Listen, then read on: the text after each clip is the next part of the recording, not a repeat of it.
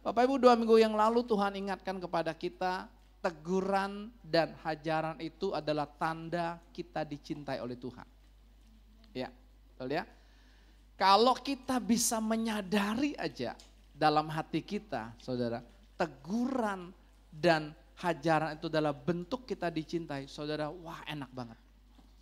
Ya, enak banget saudara. Tapi kalau kita nggak menyadari itu, wah kita rugi besar.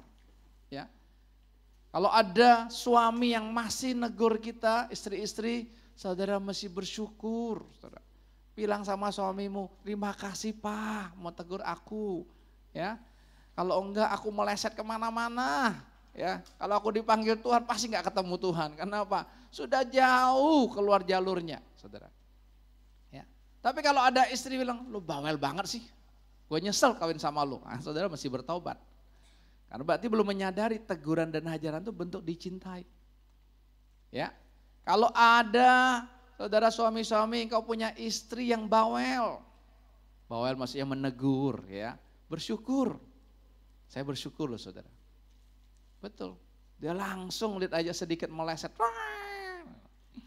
sekalipun susah juga dihentikan. Tapi waduh, dalam arti terima kasih loh Tuhan, betul-betul makanya Tuhan kasih pasangan kita tuh tepat. Tepat, jangan cari yang lain. Jangan pilih yang lain. Ada orang pilih yang lain bilang, loh kok saya lebih diberkati ya menikah sama dia ya. Nah, ukurannya berkat itu yang pas, ya enggak tepat lah. Ya. Jadi jangan seperti itu. Jadi mesti bersyukur kita. Anak-anak kau mesti bersyukur kalau ada papa mamamu yang masih hidup yang mau negur kamu. Betul, mesti bersyukur bilang Pak terima kasih, Ma terima kasih. Kalau papa mamamu udah cuek, udah deh habis. Habis saudara. Kalau papa mama kita bilang sama William, terserah lo mau lakukan apa, udah deh habis. Itu sama aja Tuhan bilang sama kita kan, terserah lo mau bikin apa, terserah. Sama seperti Tuhan ngomong sama Yudas kan. Betul kan? Dari teguran yang lembut, saudara baca nanti Injil Yohanes pasal 13 nyata sekali. Dari teguran yang lembut, sedang, keras, iblis, sampai iblis loh. Kamu mau buat apa silakan. Tapi gak sadar, tetap aja dilakukan. Kenapa? Karena dia tidak sadar dia dicintai. Jadi saudara jangan berpikir, wah aku dicintai kok, oh, terserah aku berbuat apa. Enggak. Kalau Tuhan pakai teguran nggak mempan, pakai hajaran nggak mempan, Tuhan pakai apa? Sesah. Sesah itu dicambuk. Cambukan lewat penyakit, cambukan lewat ekonomi kita, cambukan lewat pekerjaan kita, saudara. Itu cambukan Tuhan. Ya, tapi itu dengar, itu tanda cinta. Tanda cinta. Sama dengan orang tua juga, saudara terima teguran anak-anak saudara, belajar untuk apa? Membuka hati. Ya. Karena apa? Karena tidak ada satu manusia pun yang senang ditegur. Betul enggak? Enggak, kita persekutuan aja kalau bisa aman-aman aja, gak usah ada pernyataan. Ya, aman-aman. Tapi kalau udah ada pernyataan, waduh, pernyataan itu kan bagus kan. Itu kan data secara rohani yang Tuhan kasih. Tapi kita nerima itu kok gak enak ya. Kesaksian udah bagus-bagus, salah. Semuanya salah.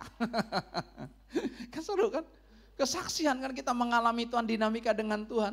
Ternyata ada teman-teman yang Tuhan, oh masih ada muatan akunya, masih salah. Gitu. Tapi saudara lihat, itulah bentuk cintanya Tuhan.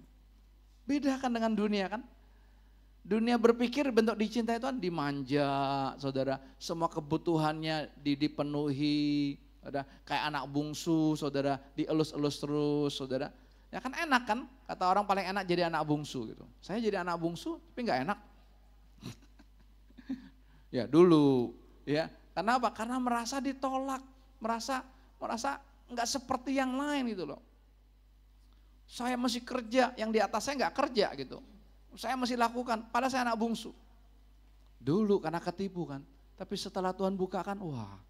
Mau posisi anak sulung, mau posisi anak tengah, mau posisi anak bungsu saudara, di dalam Tuhan pasti indah. Amin. Jadi kita mesti melihat itu dulu. Kalau kita nggak bisa melihat, susah saudara. Saudara nanti akan kecewa sama Tuhan, karena nggak bisa melihat. Tapi kalau Tuhan sampai tegur kita, sampai hajar kita, sampai sesah kita, misalnya soal penyakit lah. Saudara jangan lihat penyakitnya. Ya, tapi ini bentuk cinta Tuhan supaya apa? Supaya aku berbalik kepada Tuhan. Jumat yang lalu kan Tuhan sampaikan, ya saya sampaikan kepada pelayan-pelayan Tuhan, semua pelayanan kita harus didasarkan kasih. Didasarkan cinta. Kalau tidak cinta saudara, semua gue.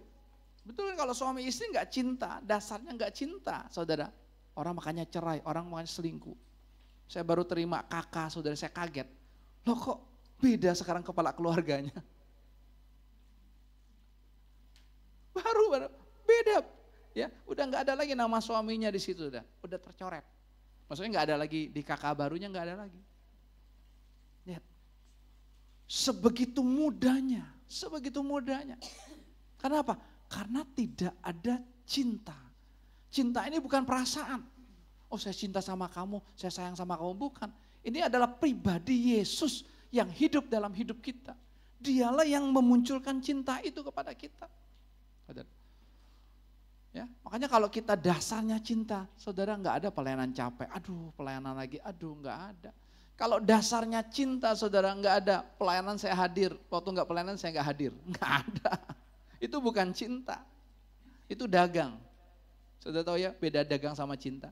Suami istri kalau dagang saudara, wah mau tuntut, nih lebaran kita pergi kemana yuk. Ya, mesti ya. Baru selesai nanti lebaran tahun depan kita kemana yuk. Tutup tahun depan kemana. Aduh kalau kita cuma mikir gitu stres hidup. Jangan, nikmati hari demi hari kita bersama dengan Tuhan. Nikmati. Ya, kalau enggak kita muter terus hidup itu. Jelas ya. Makanya semua hidup kita dasarnya mesti cinta. Bapak Ibu dan saya mesti koreksi. Hubungan kita dengan pasangan sudah keluar dari cinta enggak? Kalau sudah keluar dari cinta Tuhan bilang balik, kembali. Betapa dalamnya engkau telah jatuh. Ya, terjemahan lainnya dikatakan seperti Lucifer jatuh. Jadi kita Wahyu pasal yang kedua itu betapa dalamnya kita jatuh seperti Lucifer jatuh. Seperti Lucifer. Waktu saya lihat, wah ngeri banget. Ngeri dong. Lucifer kan tidak ada kesempatan untuk dia bertobat. Enggak ada. Itulah kita. Tapi kita bersyukur masih diberikan kasih karunia oleh Tuhan untuk apa? Kita berbalik. Ayo ngakui sama Tuhan, ya Tuhan aku berdosa. Ya Tuhan aku sudah meninggalkan kasih mula-mula, kasih pertama aku Tuhan. Aku mau kembali kepada pribadimu. Udah, cukup kita nyerah aja. Ya, cukup nyerah aja. Cukup saudara terima aja teguran itu saudara. Kalau saudara terima, tiba-tiba beres. Alias terima, beres. Kan enak kan? Ya, coba kalau nggak ada yang negur kita. Kita berpikir kita udah jalan yang tepat kan. Jalan yang benar ya. Saya udah jalan yang benar, saya jalan yang tepat gitu saudara. Ya, saudara kalau saudara ditegur jangan lihat siapa yang tegur. Kalau saya yang tegur mungkin ya. Saya ini sulit untuk kasar gitu loh. Untuk suruh kasar, untuk suruh ini nih sulit gitu loh. Ya nggak tahu ya, mau dipaksa-paksa juga kan susah kan gitu ya.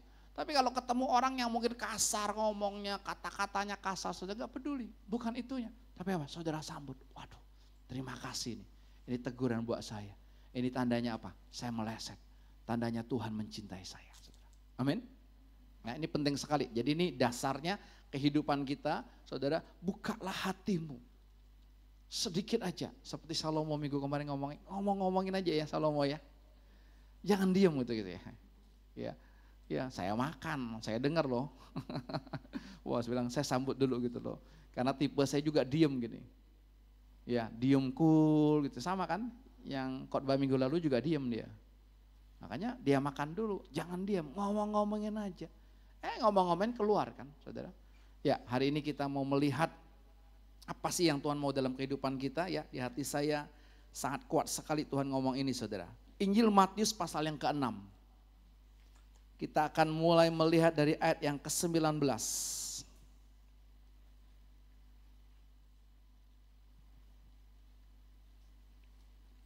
Perikopnya berjudul hal mengumpulkan harta. Injil Matius pasal 6, kita baca mulai ayat yang ke-19 sama-sama. Janganlah kamu mengumpulkan harta di bumi. Di bumi ngengat dan karat merusakkannya dan pencuri membongkar serta mencurinya. Saudara, ayat ini kita nggak perlu tafsirkan lagi ya, saudara. Ya, janganlah kamu mengumpulkan harta di bumi ngengat dan karat merusakkannya, pencuri membongkar serta mencurinya. Ya, jelas ya. Harta di bumi ini apapun itu bentuknya saudara, tidak ada yang kekal. Ya, ada orang yang kumpulin uangnya kan 30 tahun, 40 tahun karena dia mau ikut satu acara dari agamanya saudara. Tiba-tiba waktu dia buka saudara celengnya saudara, sudah dimakan rayap. Betul ya? Rusak semua duit cepek-cengnya 100 ribunya saudara. Kan itu sering terjadi gitu kan. Ya, batal deh mau berangkatnya. Ya, kecuali Bank Indonesianya baik itu ditukerin. Karena kan bukan kesalahan dia gitu ya. Dimakan rayap. Jelas. Ya, ada orang depositoin uangnya di bank, saudara. Ya, tiba-tiba nggak ada di bank itu kan. Gede, 4 miliar, 6 miliar gitu saudara. Hilang, datanya hilang. Itulah di dunia ini. Habis. Ya. Apalagi banyak ya. Apalagi sekarang saya kalau pergi kemanapun ya, saya hampir tidak pernah menggunakan wifi luar. Saya hampir nggak pernah menggunakan gitu. Jarang sekali lah saya menggunakan di hotel, ya di bandara, dimanapun saudara. Ya kalau isi saya silakan. Tapi kalau saya jarang. Ya kenapa? Ya nggak tahu ini bukan kebenaran ya. Ini pengalaman saya sendiri aja gitu ya. Saya nggak mau sampai nanti data-data saya kena hack semua. Ya. Kalau kita mau akui duit kita kan semuanya di sini. Betul nggak? Di kantong saya aja nggak ada duit loh. Saudara meminta duit sama saya nggak ada. Boleh cek deh, nggak ada. Di sini semua kan. Sekarang kan gampang kan. Betul nggak? Sekarang sudah apa? QRIS, ya, beli bensinnya, QRIS. Udah nggak usah bawa duit lagi, cuman bawa ini aja. Jadi sekarang dompet ketinggalan gak apa-apa. Jangan handphone aja ketinggalan. Betul kan? SIM sudah ada di sini gitu karena KTP sudah ada di sini. Nah, nggak tahu polisi percaya gak? Ini Pak, SIM saya Pak. Belum pernah sih gitu ya. Tapi sudah di sini semua kan. Jadi saya jarang menggunakan. Banyak kan ya ternyata dihack data-data kita. Tahu-tahu saldonya kosong. Begitu mudahnya. Semakin canggih teknologi kita lihat saudara, justru bukan semakin aman buat kita kok. Betul? Nanti ada kan, wah orang pakai QRIS nanti digini-giniin. Saya pakai kartu kredit aja, yang saya pernah ceritakan berapa bulan yang lalu, tiba-tiba ada tagihan ini saudara. Loh dari mana? Tapi kan bisa aja kalau kartu kredit kan, sebelum misalkan kita makan sama teman-teman yang lain, kita titip dulu kan. Bisa aja kita titip dulu ke kasirnya kan. Bisa aja dia fotoin dulu, apalagi yang belakangnya saudara. Ya makanya saya langsung lapor ke bank saudara. Langsung ditanggapi saudara, langsung blokir saudara. Tapi ada pernyataannya, kalau betul-betul terbukti kamu yang pakai ya, nanti akan kena denda berapa gitu. Tapi kalau terbukti kamu nggak pakai, itu nggak ada gitu. Ya saya langsung diganti kartu kredit yang baru gitu saudara. Jadi nggak ada yang aman. Jadi Tuhan sudah ingatkan kepada kita. Tapi karena Bapak Ibu dan saya ini bebal, ya, kita berpikir ya mengumpulkan harta di bumi sebanyak-banyaknya. Dan ini memang nggak bisa terlepas saya bilang. Nggak bisa terlepas, sama dengan Tuhan buat kita. Ya, kalau kita nggak ada duit juga, kita nggak ikut Tuhan kok. Saya juga nggak ikut Tuhan. Betul? Ngomong sih boleh keren. Dulu kami nyanyi di sekolah Alkitab ya, kerja buat Tuhan selalu manis. Terus lanjut apa? Biar tanpa gaji. Jangan pikul salib. Keberatan sis. Suka pikul salib. Biar tanpa gaji selalu manis. Ngomongnya. Kenyataannya ayo enggak bisa. Betul kan? Enggak bisa. Saya juga enggak bisa. Tuhan saya nggak butuh duit Tuhan. Enggak. Saya masih akui kok saya masih senang dapat duit. Kau ketawa. Ayo, sama kayaknya rohnya ya. Nah, udah kita hari tengking semua biar keluar. Kenapa kok dapat duit masih senang? Coba THR yang belum keluar nih. Udah tanggal 23, bos, 23, udah keluar belum? Saya bilang sama bendahara, kasih THR ya. Sama OB kita yang 2. Ya bendaharanya keren ya. Udah Pak, jangan THR, sekaligus gaji. Oh, ya udah. Belum tanggalnya gajian, sekaligus gaji. Ya udah nggak apa-apa. Jelas ya? Janganlah kamu mengumpulkan harta di bumi ngengat dan karat, merusakkannya dan pencuri membongkar serta mencurinya. Tapi itulah yang namanya manusia terus. Saudara. Ya, saya ketemu saudara ngobrol dengan pengusaha-pengusaha. Ya, pengusaha-pengusaha yang kelas kakap itu saudara. Ya. Ada seseorang bertanya kepada saya begini, ya. Pak, kenapa ya? Saya udah seusia seperti ini, tapi kepingin terus usaha ini, kepingin terus usaha ini, kepingin terus usaha ini. Ya, padahal uangnya udah banyak. Saya bilang kalau banyak tuh banyak bener gitu. Ya. Dia juga, kok kenapa ya? Harusnya kan aku, udah saatnya aku menikmati, bukan pensiun ya. Ingat, saudara jangan bilang pensiun. Kalau saudara bilang pensiun, saudara itu saudara pasti nanti akan meleset. Sama jangan bilang aku sudah tua. Nanti saudara akan punya roh yang baru masuk, roh mengasihi diri sendiri. Ya, kalau orang tua aku udah tua. Jadi aku perlu dikasihi, aku perlu diperhatikan. Enggak. Saya bilang enggak salah kok. Mau kerja enggak salah, mau buka usaha enggak salah. Yang salah adalah apa? Saya bilang motornya. Dia tanya motornya apa? Motornya karena di hatimu saya bilang ada roh miskin. Wah, tepat. Kalau ada roh miskin di hati kita, ingat Tuhan mau berkati kita sedunia pun pasti kosong. Aneh ya? Aneh ya? Kita kepingin jadi seperti dia. Wah, kita bilang kalau seperti kamu enak banget saya. Saya dipertunjukkan lagi apa yang dimiliki lagi gitu. Wow, betul-betul nyata. Bukan dia cuma ngomong, nyata. Tapi karena masih ada roh miskin, ya tetap aja. Tetap aja. Jadi kami lagi ngobrol, lagi bersekutu saudara dengan beberapa pengusaha ini ya. Ya saya bilang, ya karena ada roh miskin. Kalau kita punya roh miskin, ingat kita nggak pernah puas. Itu tuh yang membuat kita tuh meleset ke sana, ke sini gitu saudara. Tapi kalau kita sadar, ya kita punya hati yang kaya raya, enak sekali, betul, beda gitu saudara. Ya,